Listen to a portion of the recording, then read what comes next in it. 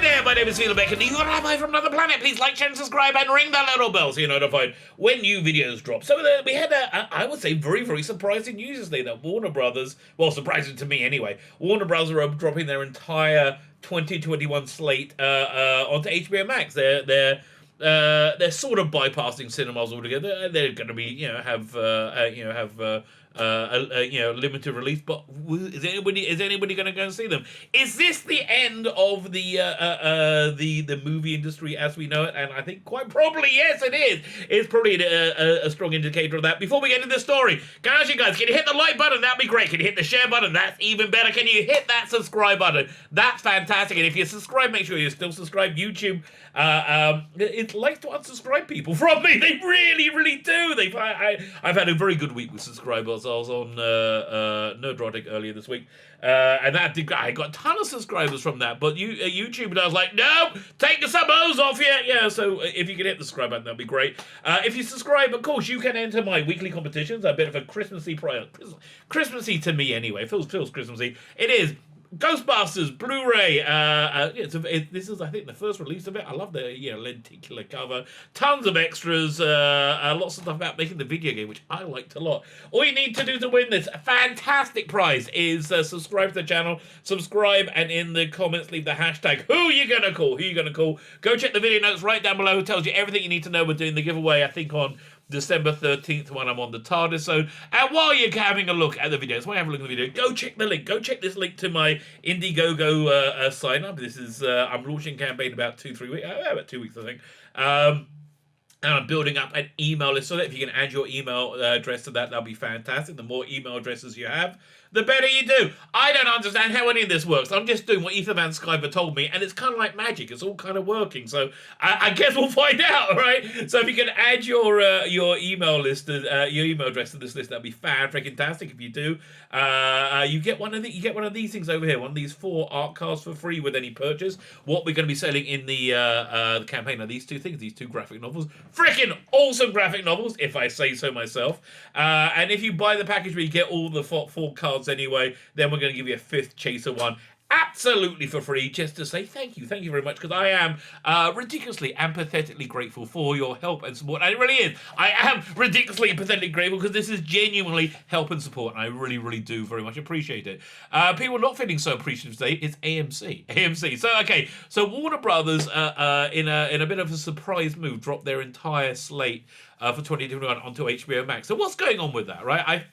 I initially thought they did that with Wonder Woman, and Wonder Woman was going to be a one-off, and they're going to see how it went. But I thought they did it with Wonder Woman because it's a movie very much dependent on the current president being the current president when it comes out. It's a very orange man bad movie, and if the orange man isn't the president 6 months after, if the 6 months after the movie comes out, before the movie comes out, it's going to be seen really, really irrelevant. I personally, I see no logical reason why he would be president, but I kind of think he is going to be. I just think he is. I have my own reasons for that. You can come to my other live shows, or I talk about it a lot. But I kind of think that's kind of like a double thing. But I thought it was a one-off. Apparently not. They dropped their entire slate, including some movies that I actually do want to go and see. For HBO Max. So what's really going on with that? It's not, I think, they need to get this product out now to bring in revenue, even though that's certainly a factor. I think they probably got 2 years of not having a dime come in before they have to sweat minimally, right? This is AT&T before they, I think more they are. This is to bolster the HBO Max. HBO Max doing very badly. Disney Plus has got something like 70 million subscribers now. Admittedly, a lot of them got their first year for free with whatever other deals, and the numbers inflated. But Disney's much more global than HBO Max. If you want these streaming services to be successful, they must be international. That's what makes the difference between being and having 10 million subscribers or 8 million subscribers, which is what HBO Max has, and which keeps it kind of in the same footing as CBS All Access. That's your domestic numbers you can expect. If you go international, times that by 10, times that by 20. because the more countries in, the more people you get. So Disney is far more international. HBO Max, their platform isn't very good. I don't know because I live in Israel. I don't have access. This is this is a service I probably would get if they had it here, but they don't. So they don't. That's the way it is. But that is the trick, and so I think they're a bit shocked that they're doing so badly. Also they were expecting to have shows that would drag people in, like Game of Thrones, right? They were sure they're going to have these. They didn't realize through corporate malfeasance, just corporate utter incompetence. They destroyed that IP. They completely destroyed that IP, and they watched it happen. They watched it happen slowly, and they're not the only people to see a valuable ID implode. There's also Doctor Who. We've seen that valuable IP implode. And in a stunning move of stupidity, HBO Max also, we'll take that as well. So they're desperate to get people to sign up to the channel. I think saying this is your home cinema, this is actually your access to home cinema, might be a good idea. We did hear that the James Bond movie No Time to Die was being shopped around, but with a price tag of 600 million, it was too much. I think 200 million they probably would be able to swing. But if they really wanted to do that, I think they could probably do. They could probably do well if they do No Time to Die, the entire James Bond movie library, plus the rights to make James Bond related TV projects for 3 years, right? Then that will probably be worth it. But even then, you're not, even if you rush to production, right, and make a James Bond TV show or spin-off TV show, you don't know if it's going to be good. It's going to be 2 years before you see it. And they need subscribers now. So that's what's really going on behind it. But this is an industry killer because it cuts out the cinema chains from it. Because why would I go to a cinema to see a movie when I have I got a big 50-inch TV here. I think bigger. I got a big 6-inch plasma, as is kind of common with surround sound. I have a very comfortable setup. Why would I go anywhere else when I can watch it here? Essentially for free, for $15 a month. Why would I do that? And that's basically the question that AMC are asking us. So let's read this article. It's from Bleeding Cool, a terrible website. But I like to go to terrible websites that are awful shills, so you can see the other side of the aisle. It's not good to just look at your own news sources all the time, right? It's not good at all. You should see what other people are thinking. So fine, let's read this article. Like the rest of the theatrical exhibition industry, AMC was rocked today by the shocking announcement that they will debut the entire 21 slate simultaneously in theaters and on HBO Max. Now, the last time they did this, the theaters refused to carry the title, so I'm intrigued to see how AMC are going to respond. I can imagine not too well.